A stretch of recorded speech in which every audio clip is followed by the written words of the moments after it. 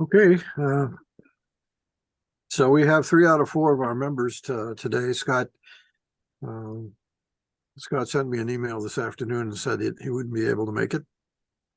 He had a personal commitment, and that's fine. Must keep the family happy.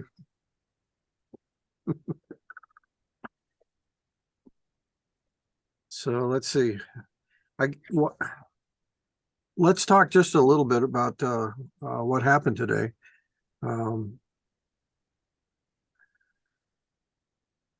Elaine certainly was involved in the organization of all this, but we met pretty much on time at 9:30, and there were 3 presentations. I gave the first one. Ken Burke gave the second one, and then Jessica Hamilton from USDA gave the third one. And everything seemed to go very well. I thought that the communication was very active, and we got some good questions. I sent you a copy of my presentation, and I think it's pretty much self-explanatory. If it's not, just shoot me an email and I'll answer the questions, okay? Yeah, no, I printed it off. I've got it right here. Okay. Great job, by the way. Well, thank you. Thank you. I mean, it's probably one of the longest 10-minute talks I've ever given, but that's okay. You did well. You did well. Well, thank you. In terms of what Jessica was talking about, the USDA has a lot of options in terms of moving money to people like us who want to do stuff in the broadband, high-speed broadband business. Some are loans, some are grants, some are combinations. And I kind of got the idea that all of their funding vehicles are pretty much solicitations. In other words, they don't seem to have something like NIH does, where it's an open solicitation, and you basically send in something when you want to, and then they queue it up into their next review cycle.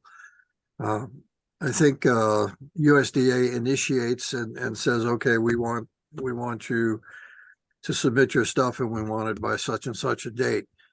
But the thing that was kind of a surprise to me is that with some of their funding vehicles, they have many rounds, they call them. So they might have one solicitation, like the Reconnect program, but they do it maybe 4 or 5 times a year. So if you miss one, the next one's going to come around pretty soon. In fact, she said I think it was the Reconnect program, that they're already in round 4, and they're hoping to do a round 5 sometime in the summer. Now, I don't know if that's something that we want to do. We need to talk about it when we get, I think, us up to speed in terms of exactly what they're asking for and exactly what they want to pay for. I think in the Reconnect, there's a 25% of your ask that you're responsible for in some way. So, if we're talking about 2.4 million, then about 600,000 would be Perry's responsibility one way or another. So these things aren't really trivial. But I think MCA does the same thing anyway. But there was one program that caught my eye because it addressed one of the programs that I've been sensitive to since we got into this business after MCA was giving out all these initiation type grants, grants to develop things and to do community outreach and things like that. And we didn't have any way to get money to do that sort of thing. So we've done it the best we can, and I think we succeeded, I think, nicely. But they've got this thing called broadband development, I think. And that's money Ray, that's Ray, would you like me to bring up their slide deck? I just emailed it to all of you. Oh, yeah, and I have it. In fact, I can probably get it. Well, you can drive faster than I can. Yeah, if you if you could just go to the one in the end, the BDA. Hold on one second. Then we can talk to that.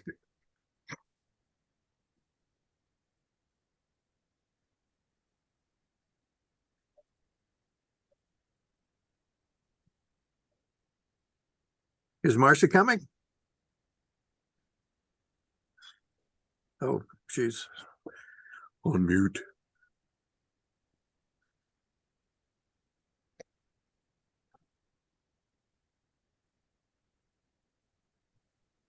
I sent her an email. I haven't heard back. Gotcha. All right, hold on one second. I've And I've got it I open. I emailed all of this. Oh, you should see it now. I emailed this to the committee. So you wanted which one, Ray? Oh, keep going. Here, let me just start here. No, Not that one. there it is. Oh, Broadband oh, technical technical. Okay. assistance. All right. There it is. Yeah. Yep. Okay. Let me drag this out of the way. Oops. All right. You can all see this? Yeah. Yes, Okay, I can. great. Okay. So it says BTA provides financial assistance through cooperative agreements to eligible blah, blah, blah, blah, blah, blah, blah. That's us. Supported activities include project planning and community engagement, financial sustainability. I have no idea what that means. Environmental compliance, construction planning and engineering, accessing federal sources and data collection and reporting. So she was quite clear to tell us that there are no dollars in this program for actual construction, but a lot of the ancillary activities that go into both, I think, the RFP, but also the actual planning of the build can be supported. And some of these things like community engagement and project planning are things that we probably are going to end up doing if we ever find a partner and figure out whether we want to move forward. The thing that's really good is the last bullet, that there's no cost share or matching requirement, which means that, if we wanted $50,000, we get 50,000 and we wouldn't have to put in anything. That's unusual for their program. And this is a brand new program. They just rolled out like a month ago. Yep. And the next slide goes into some of the details in terms of what they call technical assistance providers, recipients, and then cooperatives. So I think we need to give this a good look. I also think that there may be a time pressure on us, because if I remember right, this here, yeah, it's the June 20th deadline. And we don't even have a clue what type of proposal this is going to entail, whether it's something that we can even handle. So throughout this slide deck are so like throughout this slide deck are contacts and links so you can talk to the proper people. I was reached out to by Eastport, or actually Shed High School, because I took USDA there as well. And so they asked for the contact, and so I can give you all those contact names and their titles, like what they actually do. And so if that's helpful. But yeah, it is. But this is a brand new one, and they were very, very clear. 11:59.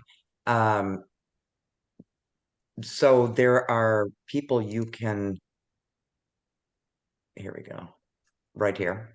There's all sorts of stuff in here. Who to contact, who to reach out to. But yeah, so this is a brand new one right here. And what might be helpful is if I send you all, or maybe just write, I don't know, I can send the committee, the three women. So today was the state director of USDA and community outreach and broadband. Uh, that's the three people that showed up. And so I can give you their contact information so you can say, we'd like to learn more about the BTA program. Who do we talk to? And one of them will answer and say, oh, that's me. Okay. Okay. Yeah, I'll take a look at that link for the BTA program to see if their RFP is actually in there, because that's one of the first things that I would want to look at, because that'll tell us what they want. Yeah. Did they show an example of the actual application, how It's detailed it is? here. It is here, Tina, and that's a great question. Telecom. Where was it? I believe it was in. Well, it's quite a long, I would imagine, but as you can see. yeah, yeah. But what I'll do is I'll stop sharing while you guys talk, and I will see if I can't pull it up all on my lonesome. So hold on one second. Let me just stop sharing. Oopsie. My cat desperately wants to be in on this meeting for some reason. All right, Well, I'm while you guys are chatting, I'm gonna see if I can't find the actual. Okay. yeah, I mean, if it's a deadline of June 20th, if it's a lot of information that they need on the application, Right. Right. or and if it's stuff that can just be entered by us, or like the other ones were grant applications, which Right. wouldn't have been able to do. Right. Yeah, that's why it's important to see it. I mean, just I think I told you, but let me remind you that I will be in Laconia, New Hampshire next Thursday, actually most of the week, visiting with my mother and my sister. Right. So it's really up to you three whether you want to hold a meeting. Right now, we don't have anything scheduled for it. I'm of the mind to, and I talked to Danny Sullivan about it, but I thought that it might be appropriate to get Danny back for us to kind of update him on where we are, and I'd like to get his feelings about going forward. I mean, is Perry still look like a viable option for DBU or not? Right. And maybe we can do that on June 1st. My sense was that he's still very interested in Perry. Good. Good. Because I did talk to him a little bit before the meeting. It was the first time I got to shake his hand. And it turns out we had overlapping experiences in New Mexico. He was actually a graduate. He is a graduate of the College of Santa Fe. He was there, I think, back in 72 or 73, which is even before I got there. But I was amused that he had spent time in New Mexico and he really liked it. In fact, he said that if he had gotten a good job there, they'd probably stayed there. Hmm. But he didn't, so he ended up back in Maine. So I can say that DBU is happy to accept any community, except if they don't feel like the take rates are there. If they don't feel like the subscribers are there, they'll just say no. They don't want to bankrupt a community. they won't do that. And maybe John, whenever you get to it, John was there for the meeting today. And they really were very solicitous.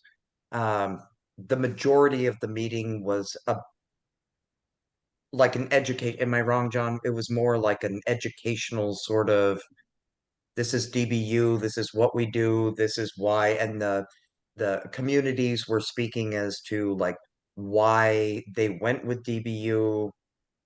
Then there was a field trip out to their cabinets and stuff to see all the yeah. Yeah, there was a lot of DBU promotion going on. But it was also interesting to meet some of the players, whether it's their operator or their person in charge of the finances. And even Artie Mingo, the mayor, they all are proud of what they've accomplished, and they're 100% behind it. And maybe it's the way of the future. And I got a sense from the USDA individuals that that there is some weight being placed upon utilities such as DBU as far as the point assessment process. And Danny made a very interesting point, and he spent some time on this towards the USDA representatives, is why are we throwing all this money towards the private sector when the communities have an opportunity, the taxpayer, to invest in their community and see a return on their investment? That was a big part of his presentation. I think it's a very good point. Oh, I agree. And, I told Danny later on, just as a sidebar, I said, look, I had concerns because, again, there's no historical data. And as I listened, the business model is very sound. But again, when they went through their finances, they're 800,000 in the hole. And there's also a lag on the new customers because Pioneer, they're just, lack of supplies, lack of people, to get the new people installed. They have a considerable amount of new customers pending, which will help drive down their deficit. So that's understandable.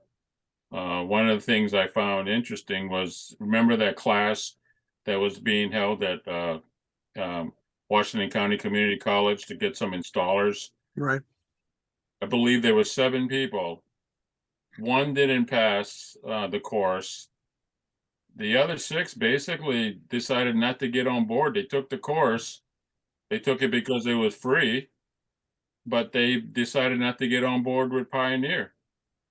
And the person that failed the class, they were going to give her an opportunity to come back and retake the test. And Tim was so impressed with her that he would have hired her anyway and just, brought her up to speed with OJT, on the job training. Sure. But she never came back. So, Chris mentioned that it's a very challenging job. It doesn't pay very well. And honestly, the career aspect of it, once there's only so many people that are going to look for the install. And one of the advantages of fiber optics, there's very low maintenance involved.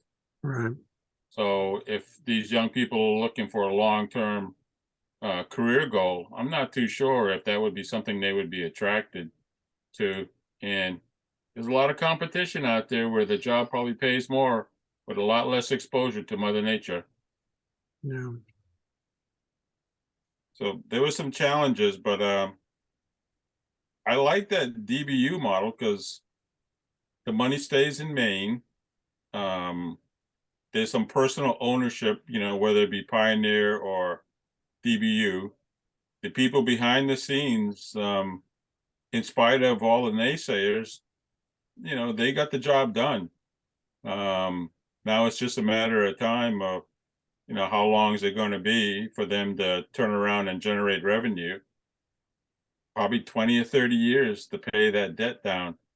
But that's not costing the town anything because they have subscribers. So basically all they're doing is they're floating a loan, no interest, and they're paying it off. And maybe 20 or 30 years down the road, they'll start to see that investment pay back. Yeah. I also think it's fair to remember I did reach out to National Digital Equity Center and said, I think Marcy forgot us. So they're reaching out to her now. I do think it's fair to say that timeline wise, like Alexander is just hooking up people now because I'm at my camp now and June 8th. Uh, that some of the communities are just getting started with connecting people. So yeah, as the subscriber rates pick up, that debt service will start to go down.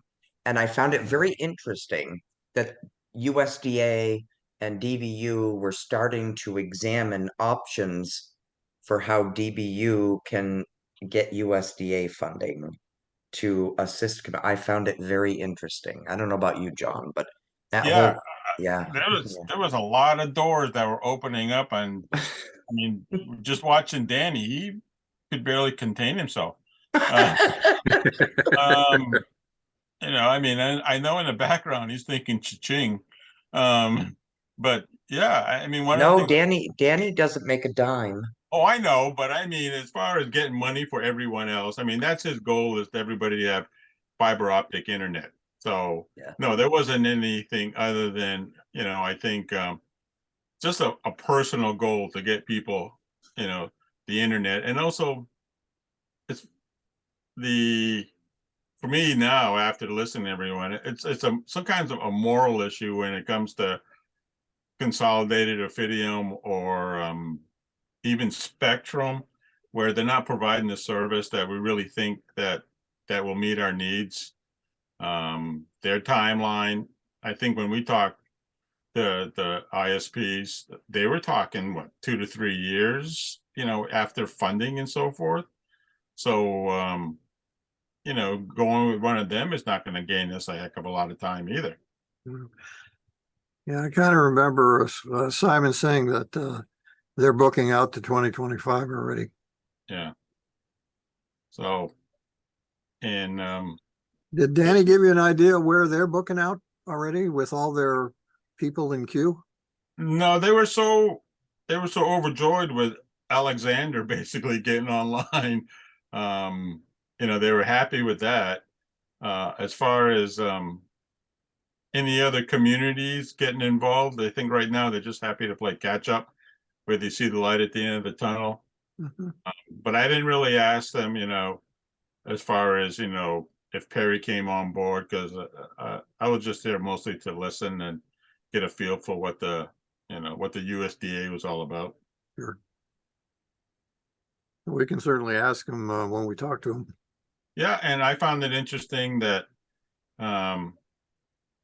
DBU, according to the USDA, they actually can propose the RFP.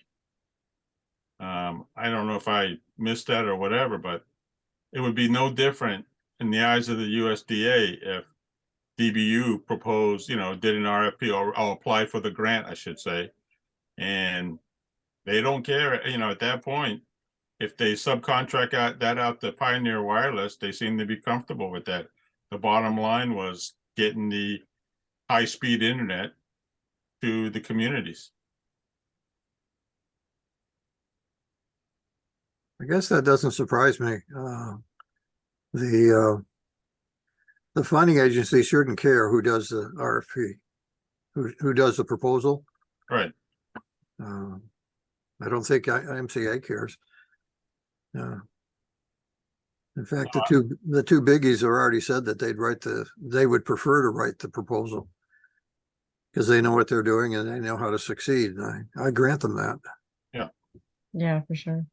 But there was no mention of any knowledge of the USDA grants, it seems like, from you know, the other ISPs. They knew some of the other grants, but I don't remember them mentioning very much about, oh, there's USDA money out there. We know how to apply for grants with the USDA because, I mean, you know better than me.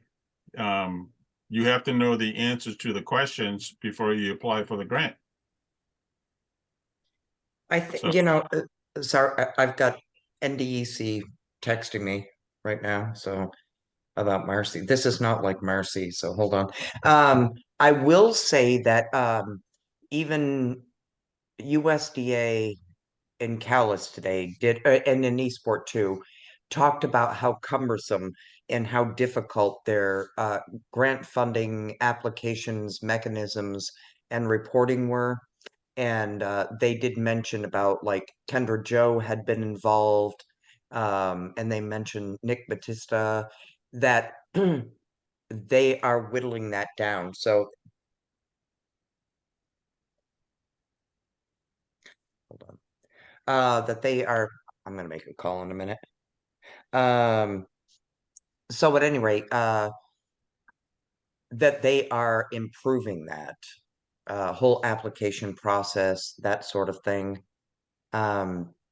So they're trying to make it more user friendly. So a lot of USDA funding has been left on the table, as they did say repeatedly today. And it's because it is cumbersome, or it has been a very cumbersome process. And so it's kind of like a USDA, MCA, and so they did repeatedly say as well that Maine is perfectly poised and scores very, very well Mhm. on grant applications. I'm going to be quiet, make a phone call now. I'm trying to get Marcy here. Sorry. It's okay. yeah, the USDA said numerous times that state of Maine scores well when it comes to the grants. But I don't know how many people have the knowledge to apply for a USDA grant. Well, that's a good point. I mean, if we're talking about rural Maine, I don't know where that expertise would come from unless they just job it out to, pay somebody else to do it. Well, that program that you mentioned, that BTA, I don't know. I mean, the grant, the actual grant, if it's just an application like Tina said that we could do without having to deal with any type of outside expertise, that would be probably something that we could probably pursue by that June 20th deadline. Again, I don't know how involved it is, but Right. that's I think that grant's just designed to get us started in the right direction. So Right. theoretically, if it's just a starting tool, wouldn't they make it as simple as possible? You would think so, but you would be averse to ever underestimate the feds. Yeah, yeah. Uh, Well, they were pushing it, so I'm hoping that they're not pushing something that's just counterproductive. Well, we'll do some homework on it and find out whether or not it seems to make any sense. All right. Also, we need to put money aside for a lobbyist and someone in marketing. uh, I mean, every time I listened to them talk, it was about getting Susan Collins here, reaching out to Pengree, Senator King, Jared Golden, all these. They wanted us to be involved with them to get them to know our situation. Well, trying to get them here is a challenge. The big players, ISPs, they all have lobbyists. And I kept listening and I'm thinking we need someone in marketing because part of the challenge is marketing to the people of Perry the advantages of fiber optics.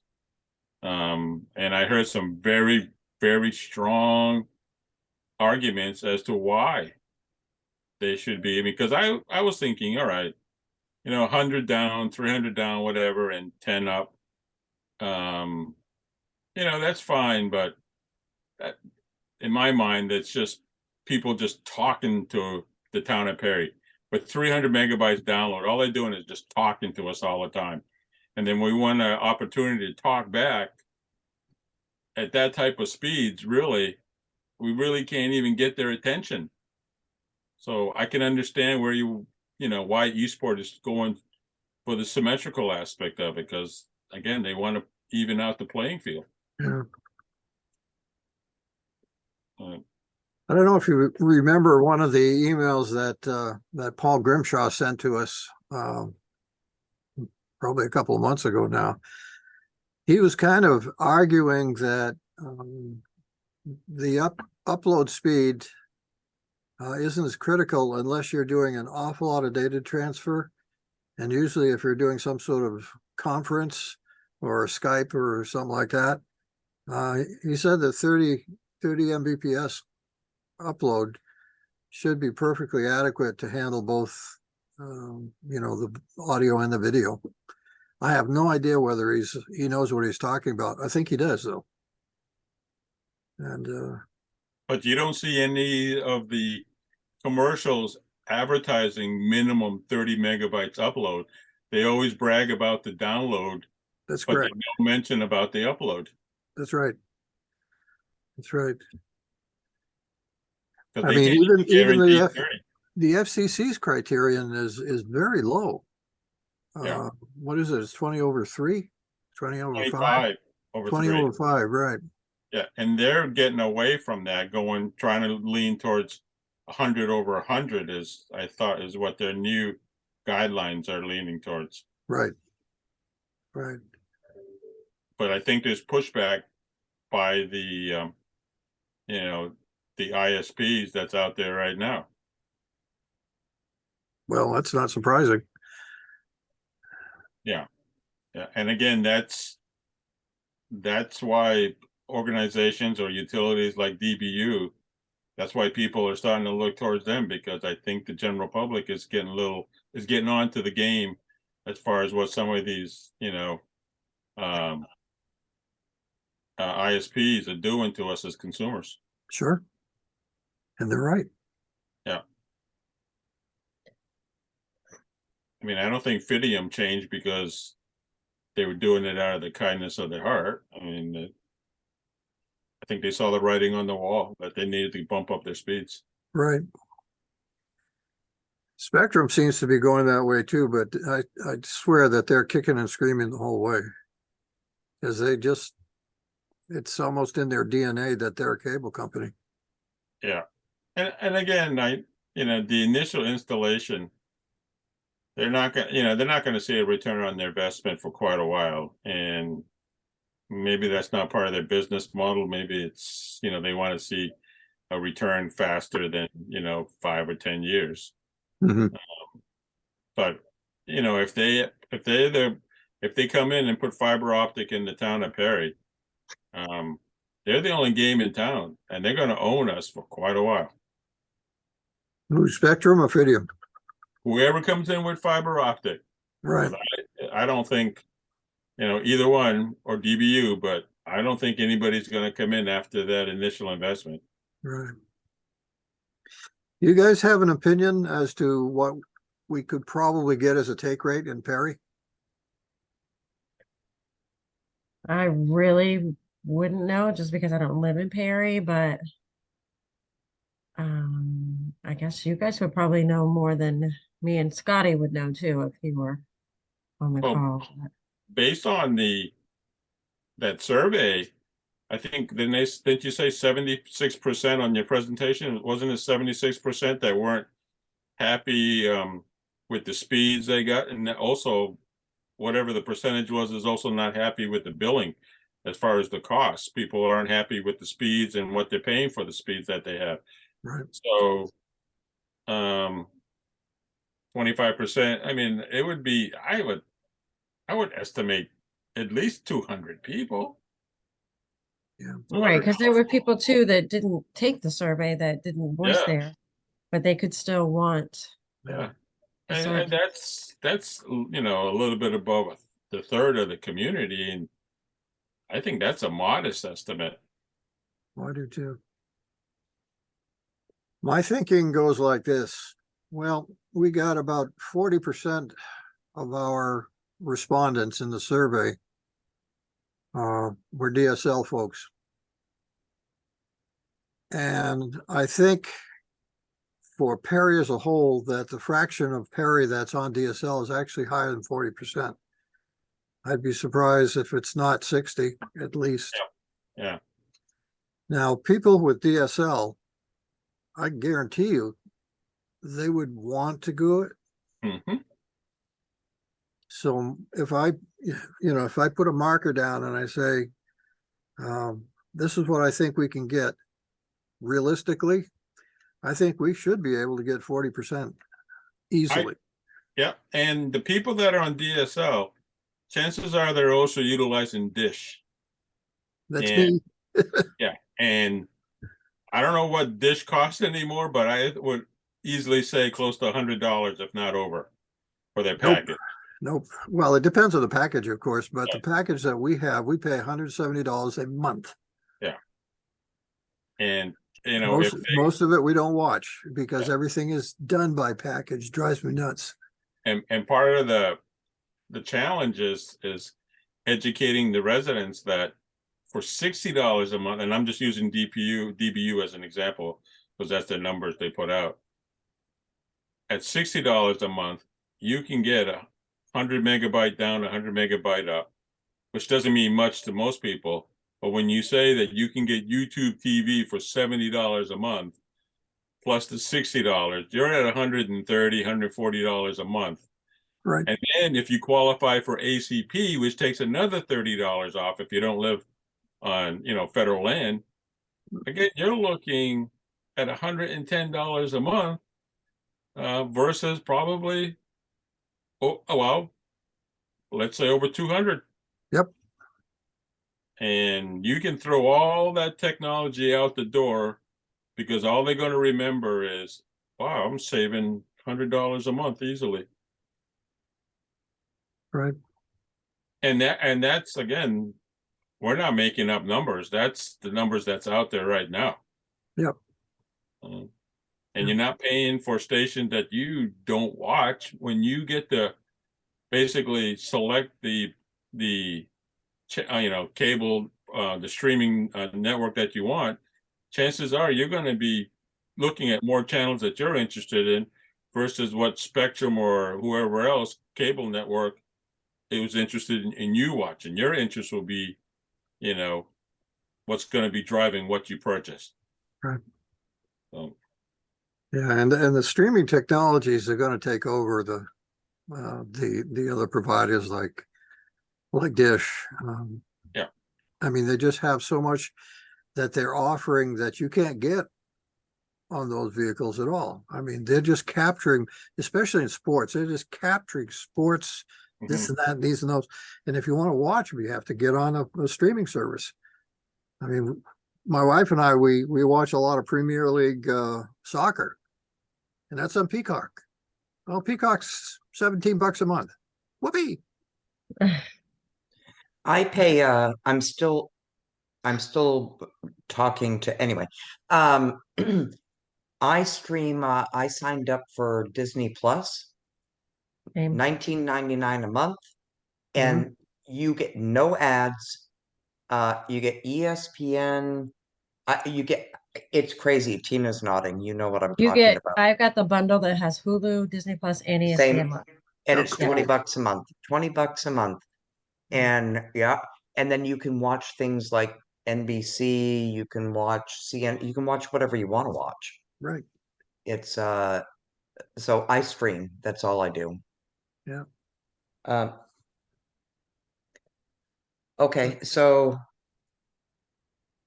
We're kind of running out so of I'm time. hearing from the National Digital Equity Center that again, this is not like Marcy. Not to be attending, and I agree. I know Marcy. And so oh boy, where she lives, they have DSL, so that could be another issue. Oh, easy. So what I can do, just for now, I can say, actually, are you guys done? Sorry, I'll wait till you're done talking. Sorry, because I can give you an overview of NDEC and stuff like that when you're done talking. Sorry. No, But you're fine. we're just speculating about what the take rate in Perry might be. I was hearing that, and that's hard to say. I did send let me see. Do you want me to pull up that report, that drilled down report I gave you? Which one, the family one? Or oh, you're talking about the survey? Okay. Yeah, I can pull that up. I mean, Danny must have some tools because again, like you said, Elaine, he won't take up the project unless he knows the take rate's adequate. Exactly. So, Yep, yeah, so exactly. Yep. So let me just pull that. Let me pull up the report I made for you guys just to see like what people are actually saying. Uh,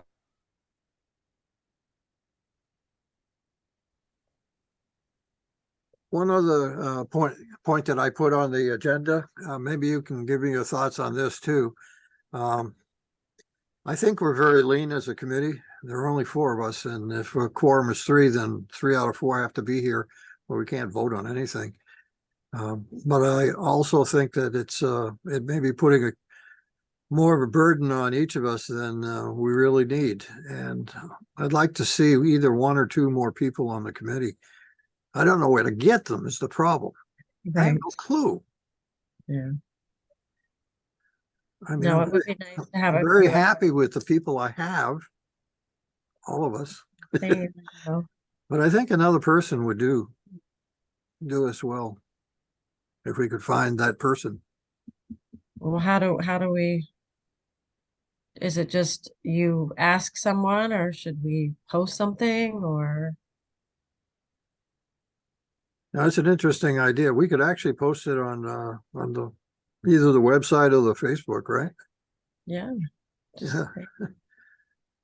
you have every Thursday off the evening available for a couple hours and you're Well, interested it's in, not only that, it's the time that you can spend away from these meetings that's really important. yeah, that's true. Like And this this Spectrum drive-by thing yeah, that John and I want to do as soon as we get Scott off his butt to give us the numbers. I mean, that's going to take some time. Now, both John and I are retired, so we can schedule it at our mutual convenience. Maybe we yeah. need another retiree. well, the thing I think an indication of interest would be how many people has approached any of us to ask us about how things are going with the committee? Are we making any progress? Or I mean, other than I think there was some solid interest in the survey, but has anybody else been approached by the community? A couple of my neighbors on Gin Cove have. I go out walking a couple of miles a day, and it's not unusual for me to just kind of run into them, Yeah. and they do bring it up Huh. because they're interested in it. Anne brings it up occasionally because I work with her at PWD. So like tomorrow morning, she'll say, "How was your meeting last night? What's going on?" You know, Yeah, and that's good. she's the chair, so of the Perry Select Board. So she does give her like an overview. Well, So people actually talk to you? I don't have that. I mean, what's going on with me? Oh no. you gotta get out more. Oh, believe me, I got so much chores. I mean, this is Oh, weed whacking and mowing and yeah, I uh, get it. and I got granddaughters and so I get out plenty. It's just that I don't get to interact too much with other adults. Yeah. How old are your grandchildren? Maybe they're eligible. No, one's 16, and the other one's 13. Oh, And cool. yeah, so one's just graduating from Perry, going to high school in Calais, and the other one's already there. Mhm. And they're just they have so many challenges ahead of them that I just want to be there to give them the support that they need. And maybe once in a while they'll ask me to tag along, just to hang Yeah. out. So and it helps that I live on the lake and I put a swim float out for them. So they bring their friends down. I mean, I know it's all about the lake and the swim float, but occasionally they say hi to me, so that works out. Very cool. Yeah. Okay, here's another idea. I'm going to pull up the drill down report that I gave to you. I also have anybody who signed up saying, yes, I would like to know more about free classes. Mhm. I can further drill down and say, okay, here are some people that you may want to talk to based Nice. on responses. So let me just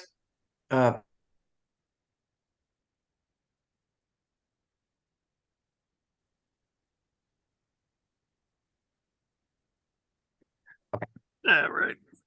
there we go. And okay, so let's just kind of take a look at this just to remind ourselves of what we're talking about here. 25% of the households in, okay, so let's just refresh our minds. You've got remote workers. Um, almost 96% of your remote workers are year round. And your remote workers are not happy. Yeah. All right. So this is what your remote workers are saying, how important it is to have reliable internet in Perry. Your remote workers are the ones who you might want to reach out to. I think I might have known who did this. But so these are just folks in your community. Right. Just, yep. That Just as modem must be booted daily. That was mentioned several times today. yes. Yep. Oh, I think I know who this one is. Yeah, I just heard those numbers. Yeah. I think I heard them today. Well, it makes the point. Yep. That same individual needs a bigger shovel too, by the way. So what I can do, if they slapped their name into this, they are expecting to hear from somebody. So what I can do is go through and maybe make some suggestions. But if you know people who are working remotely in Perry, because you do have a substantial population that does work remotely.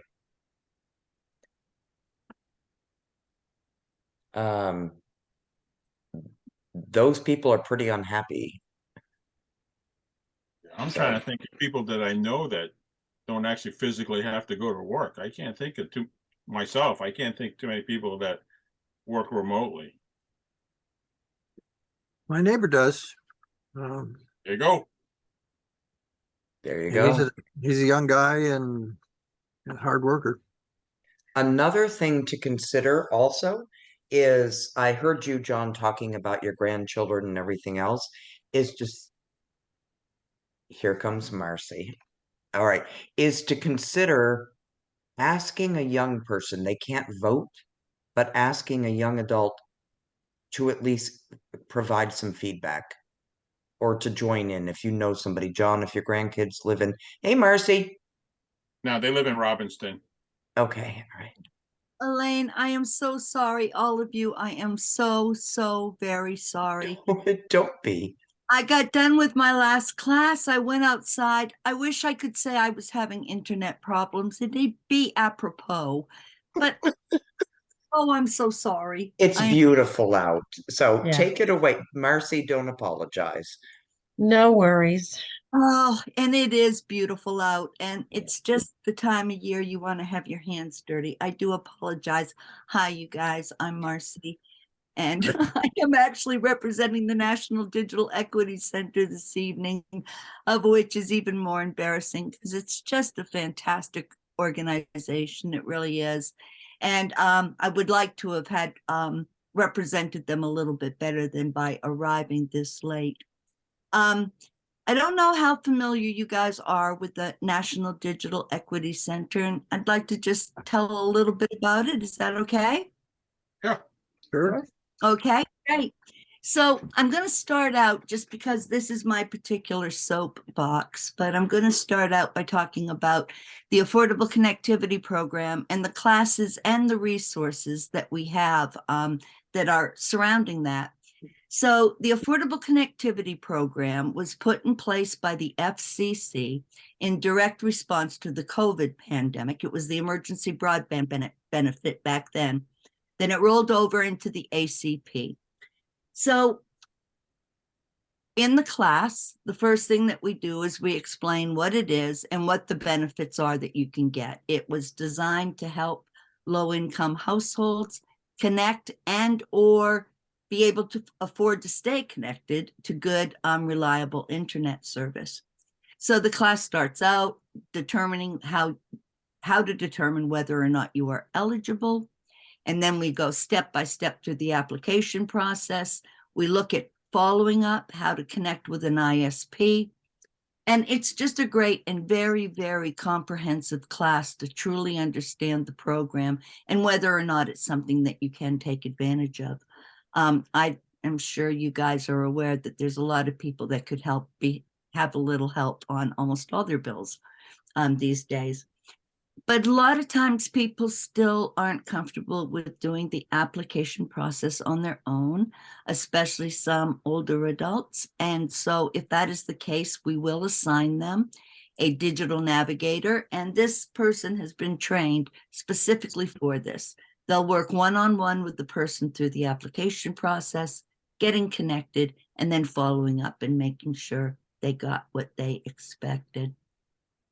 And the last thing on ACP is we also have another class that was developed for groups and organizations that, they don't have the time or the inclination, to be one of our volunteers to help people, but they would like to be able to work within their own communities.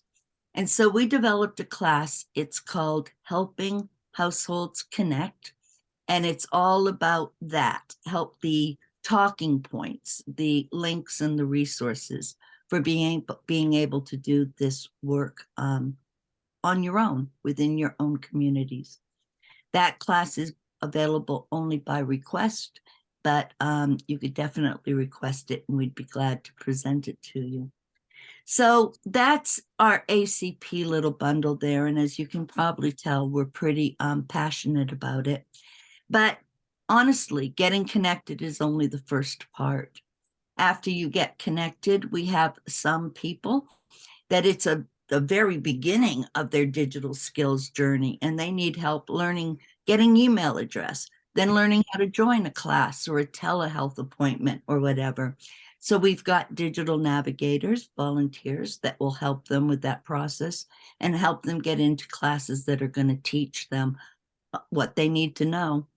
And they go all the way through to classes that will really help you either learn or brush up on valuable workplace skills like Microsoft Excel, Microsoft Word, learning Google Sheets, and that whole Google family of apps, which is becoming quite popular, by the way, and so forth. So, Marcy, yes. would it help? I have the NDEC list of classes. Uh-huh. Would it help if I pulled that up and shared the screen? Sure. I mean, that Awesome. would be wonderful. Yeah. We have over 40 classes and they are just of a wide variety and they're really great classes, you guys. Yeah, so this is a list of everything that we offer, and I haven't mentioned this yet, but they're free to Maine residents. They can take any class they want, and in some cases, they take them more than once, especially for some of our heavier hitters, like building a website, learning, WordPress and the Microsoft Office suite. Would you scroll up to the top for me, Elaine? Okay, now up here at the top, you can see those two buttons on the left and on the right. Now, if you are, gosh, you're better than Vanna White, darling. If you wanted to take a class online at home, you would click on online classes. And out here, you would see that same list of classes. It's only that these, when you click on these, it will show you the instances that are going to be held online only. Okay, go back one page, please. And now up at the top, if you are interested in maybe, let's see. Okay, click on home. I got lost, sorry. Okay, now if you're interested in maybe either attending a class on site, and what that means is that we have an on-site partner program that's really exciting, and it's just really been fun.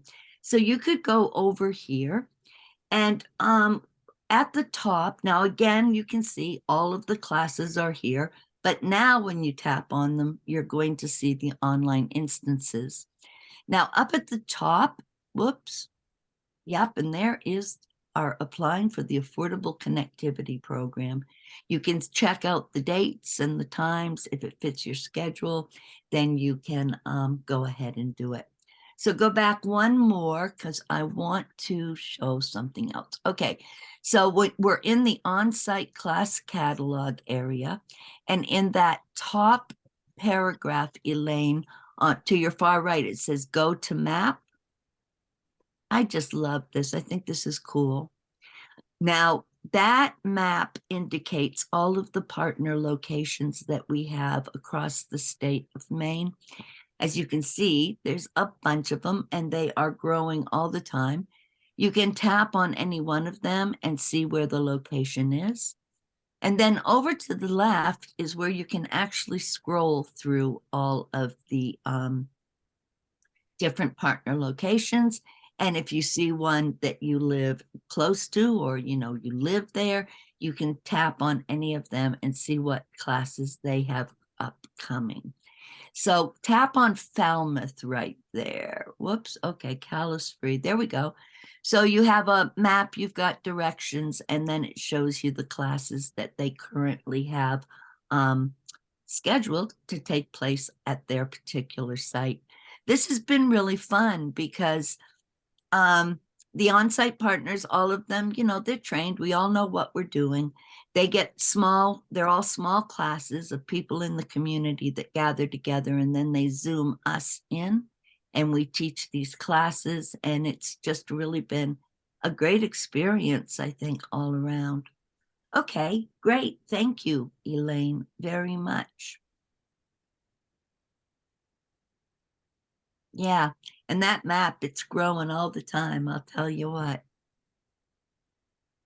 So everything is free to Maine residents. We have an excellent gentleman that we work with that sets up all of our partner on-site locations.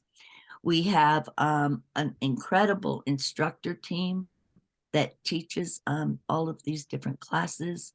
We have volunteer digital navigators that will help people with what they need. We're just pretty great. Do you guys have any questions at all? Actually, I do, Marcy. Is there any plans for an on-site partner location in Perry?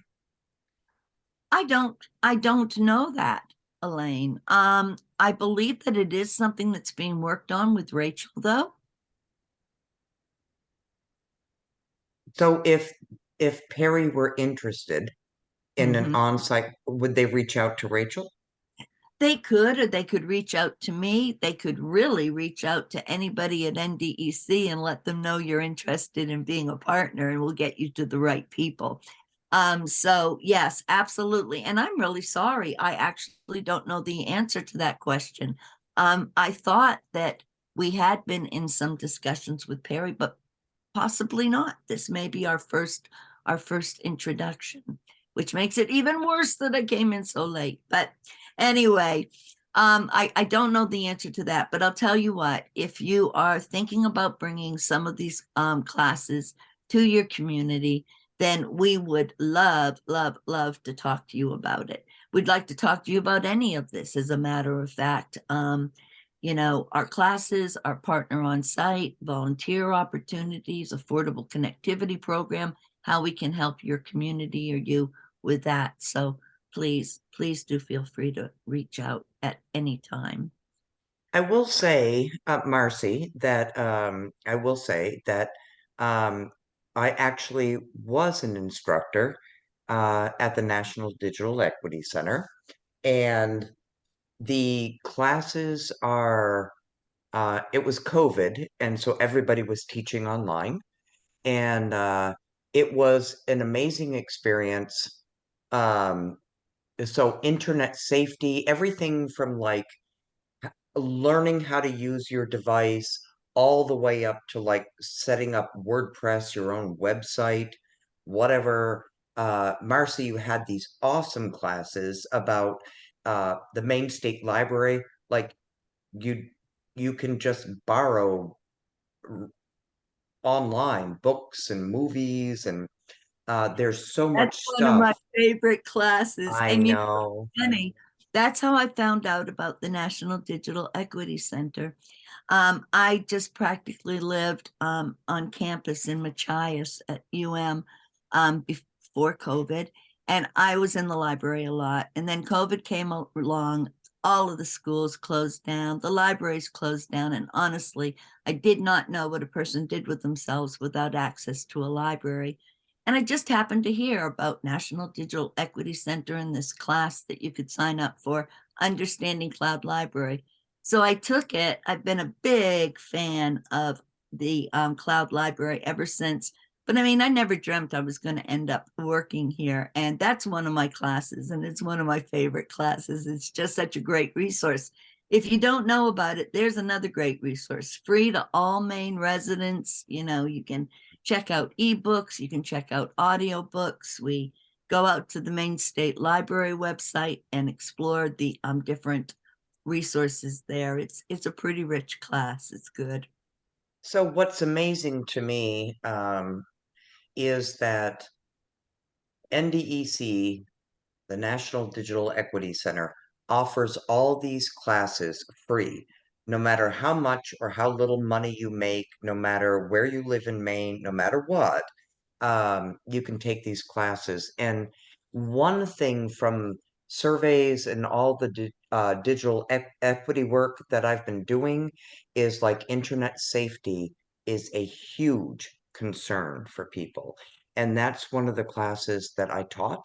I was going And to say, didn't you teach that one? I took your internet safety class. I remember that. Yeah, it's a great, everybody needs it, you know. so, you know, that's so these things can be held. I believe that NDEC is in the process, I feel like, of setting up an on-site partner location in Perry. My guess would be probably the elementary school, but I could be wrong. Uh, And you could be right. That's why I felt like I had seen Perry in some of these email mm, threads. mhm. But oh my goodness, here's true confessions, and I already know it's being recorded, but you know, some of those emails that start piling up, you kind of like speed read them. You know, if they don't look like they apply directly to you, it's like, okay, Perry, you know, I didn't catch my name. So I feel bad about that. I wish I knew for sure. Oh, Marcy, it's all right. But if not, I hope it will happen. Yeah, you can't beat the price, and they're online. I mean, you Zoom in us instructors, but we're actually instructing live. Nothing's canned. All of them, or as much as possible, we try to have them actually be interactive, just which is to say, you know, like in Excel Intermediate, which is kind of extreme, but every one of those sessions has its own workbook with things that, you know, the participants work through along with you. And all of the classes, from simplest ones to our most complicated, we try as much as possible to have the participants doing it with us, because that's how you learn best, right? By having hands on. And then and they're good classes. They are really good classes. So it's just something for Perry to think about, regardless of what kind of and so Marcy, I had built a community-wide survey for Perry and included in there, would you like to sign up for digital skills training or whatever? And Perry did have a large response rate on that. So of course I send that off to NDEC. But by and large, people look, even young people, I'm just going to say it. You know, I used to be city manager in Eastport. Most people know that. And I would put out an ad for a certain position and to email me your cover letter and your resume, and I would get responses from young people, young adults, who would then put their entire, they didn't know how to create an attachment. So it's not just seniors, it's or Wow. older Mainers. It's not just older Mainers. Um, No. but internet safety is a huge, huge concern. Like, It how do I is. know I'm buying something safely online? How do I know this? And And we um, have a whole little group of those classes too. Internet safety, which we always put at the top, that because everybody needs to know it. We have identifying frauds and scams that really, takes a good hard look at what can happen in some cases, real live instances of what happened to staff. And then there's safely creating online accounts. Again, the pandemic, when the pandemic hit, a lot of people did some online shopping up in this part of the world that they had never really done before. And it was great, it came in real handy.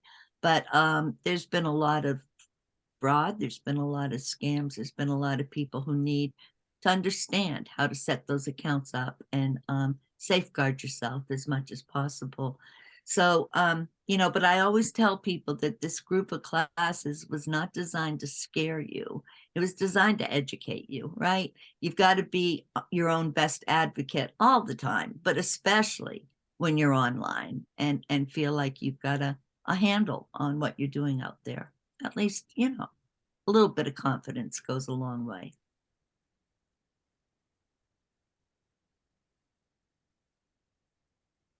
okay, so I think so Marcy, let me just ask you this.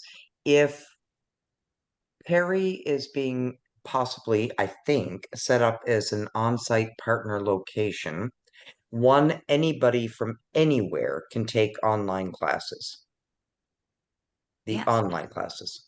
And Anybody then from anywhere could sign up for an online class that they take at home and, just watch it from there. Yes. privacy of their own home. And then if Perry is being set up, which I think they are, as an Right. on-site partner, that would be people physically going to a location Yep. and bringing their computers and doing it in a group setting instead of, yep. Yeah. And And the nice thing about that is, we train the facilitators.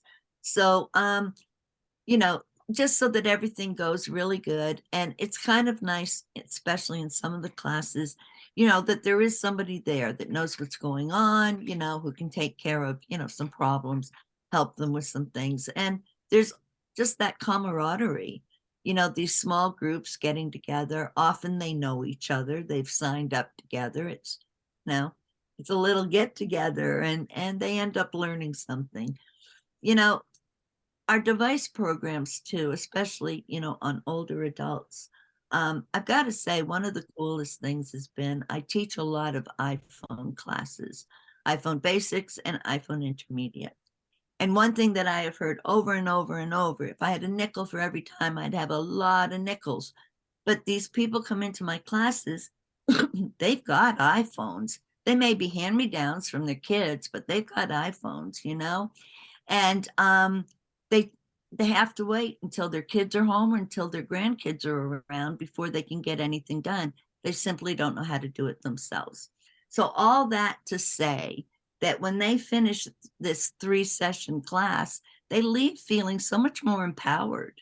They feel like they can do something for themselves and on their own. And so that's good on a different level, right? And again, a little confidence can go a long way.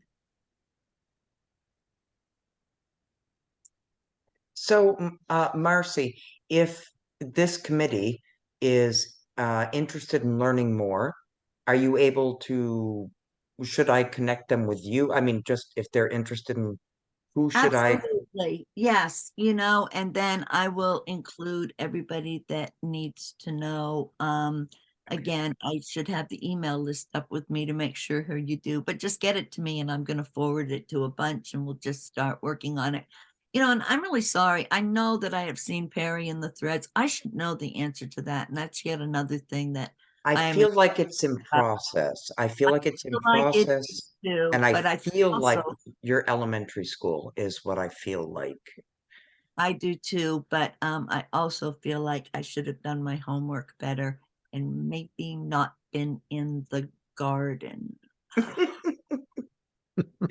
Well, Perry's had a long day too with USDA and everything else too. So we've been on the road and out doing stuff with USDA and Down East Broadband Utility, and Oh, wow. it's been a long day. Yeah. Busy So day indeed, yeah, but a good day. It's all good work, right? yeah. So all right. So Perry Committee, I recognize we are at 7:01, so it's up to you, whatever you want to do. If you have questions for Marcy or what you want to do. Well, I want to take the opportunity to thank Marcy for persevering uh, and coming at us and sharing that information, because it looks like your websites are very well set up and self-instructive. And I'm going to spend some time playing around with them just to educate myself. I wish you would. There's a lot out there, and click away, have a little fun with it. Check out some of those classes. There's just such a broad range. It's really quite wonderful. And Marcy, you started to talk about the device program. Yes, there is a device program in Washington County right now. I don't know all the details on this. It is for older adults, 55 plus, and it is we have a limited supply of devices that are available. And again, if you are interested in knowing more about that, please just reach out and I'll make sure that that query gets to everybody and anybody that it needs to get to. Yeah, we've got an awful lot going on over there. But it's good. It's all good. Okay, So to the committee, I will actually Marcy too.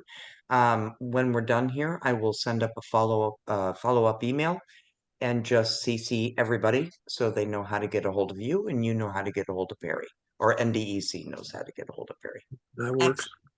okay. Okay, And great. thank you so much for Thank- not only inviting me here, but putting up with me arriving late out of the garden of all things. I do appreciate your graciousness very much and hope to see you again, maybe around another Zoom room someday. Who knows? Okay, thank you very much, Sure, Marcy. sure. Thank you, Thank you. Marcy. Thank you, Marcy. Thank you.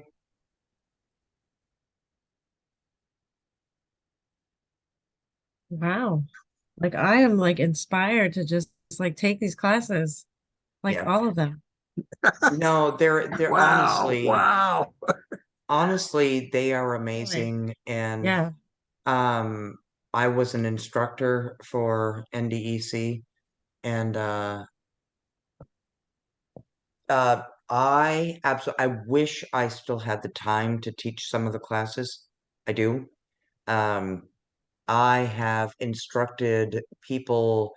I did like let me think. Word basics, Word intermediate, internet safety, apps for health. There were all sorts of classes that I taught, and I met people from all over the state. So because it was during COVID, and so like all the Right. classes were online. But Yeah. I instructed people from all the way from, it doesn't matter, from Fort Kent to Portland. Some of your community members, I know that people from Perry took them, Eastport, Machias, Charlotte. I know that because if they wanted to share, and all I can say is that my class had one rule. It was if you had a question, please ask, because if you've got the question, I guarantee you somebody else in this room has the same Yeah, question. yeah. And so the online classes are like a max of 10 people. So it's almost like doing this, like when I share the screen, whatever, um, it's very interesting to me. So what I will do is I miss it. I love doing it. I wish I had the time still. Internet safety was my favorite because people don't know. They just Right. don't. They just don't. And so Yeah. And there's a lot of we all work in different programs on our stuff, on our laptops or whatever. And I don't know all the capabilities, and I'm always like, oh, I should take a course. But yeah, if these are free and they're right here, they're free. All you have to do is sign up. That's it. yeah, And no, I, so for the device program, I do know that they do have a limited supply right now, and they are for, like Marcy said, 55 plus. And there is you can't make like, $100,000 a year or something and get a free device. So it's meant for um, older Mainers who are low income. And so and you can also, let me see if I still got that up. I think I do. There we go. I do. All right, so let me just share my screen. Right. You'll include the link, Elaine, to the MDEC when you email us, please? Of course I will. Okay, I'm And good. Yeah. of course I will. Absolutely. So let me see. Uh, They may not be. So let's just take a moment here just to. Oh, you know what? They're rolling that out. The So it will be on here, I think. I'm not sure that they have.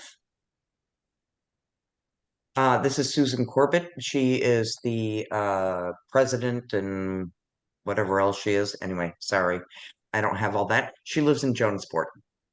So this is not some weird company out of nowhere. Uh, yeah, okay. So as I remember, they are going to be rolling out a sign up sheet or a referral thing saying, yes, affordable devices. But there is a limited supply. So again, take a class. And so I mean, look at these. It's crazy. I know there's so many. I know. And so like there are some that, yeah. And they're free. So they do, like, for example, let's look at internet safety. It was always my favorite. So it just is. So internet safety, say I want to take it online. All right. I clicked internet safety. I want online. So now you can see here, I can choose because it's online. I can sign up so you can see here, it's actually, it's a 2-hour class, but this is one day and the next day at this time. But that's not, and Oh, I then was gonna June, say they have evening ones, which I they hate. do, and then morning. And so then basically what you would do is, and it tells you how many, Hmm. apparently maybe okay, so let's just say I want to do this one. Reserve your Oh, spot. Yeah, it tells you how many spaces are left. I know. Reserve your spot. You put in your name. I don't want to do that. Because God, they'll want me to go. Right. But I bet Uh, you probably get an email, right? Right, like the yes. day before Yep. telling you. And then the instructor will send you, actually, you know who your instructor is. Mhm. You used to be able to, I'm not sure. You used to be able to search classes by the instructor, and I'm not sure if it's still that way. I haven't worked for them in like 2 years because SCEC, as they're proud to say, poached me. So at any rate, I absolutely love digital equity. Um, I love Washington County a lot. So so at any rate, it's like, yeah, you can just so you have to enroll or whatever. Right here, you're a Maine resident. And then you just and once you enroll, you can just go ahead and sign up for anything. And the Right. reason why they ask for some of this information is because a lot of this is funded by grantors. Mm. So, yeah, that's why it's free. So, like, whatever, educate. So, whatever, they just want to know for grant things like, okay, so I have less than a high school diploma, I'm unemployed, whatever. I'm male, which obviously I'm not. I'm 20 to 20, so I'm a veteran. So it also helps them uh, focus down who's using it and so it's like it's not anything, it doesn't matter for the classes, it doesn't matter like what you put in, household size. Oh, I can't put 500. All right, I was going to put 500. And so are you participating in this class for work? So yeah, and so it's very I I love ab- I love it. Yeah. And I have suggested to some um communities that I work with. There's one community that I work with that did not know how to find things that they had saved. And so, like setting up folders and all that other stuff, one community, not a clue. And I said, I can help you with this, but what I would suggest is taking the Microsoft Basics class. And that employee did and was like, now I know how to do this. Yeah. Yeah. So I can't recommend, I honestly can't recommend it enough. And I wish I Yeah. still had time to, yeah, I wish I still had time to do that, but I don't. Do they have a class that would prevent my father-in-law from butt dialing me? I'm going to say, John, that you can also put in a request for a certain class. I'll do it because he butt dialed me in the middle of our DBU meeting. Okay, But you'll have to kidnap his phone and block yourself. so at any rate, you guys, um, I think that they are in the process of setting up an on-site. I feel like, and I could be wrong because I don't work for NDC, so I feel like they're in talks with the elementary school. I feel like, I could be wrong, but yes, I will absolutely send you the link to the website and I will CC Marcy on it. Like she said, she will gear you to whatever it is that you're talking about. She will gear you towards the right person to talk to if she's not the right one. Mhm. Okay. She was pretty cool. I liked her. Yeah, no, Marcy's cool. Yeah. Yeah. Yeah. So, Can we call it a day? It's been a very long day. all right. Are you going to do a motion to adjourn? Motion to adjourn. Second.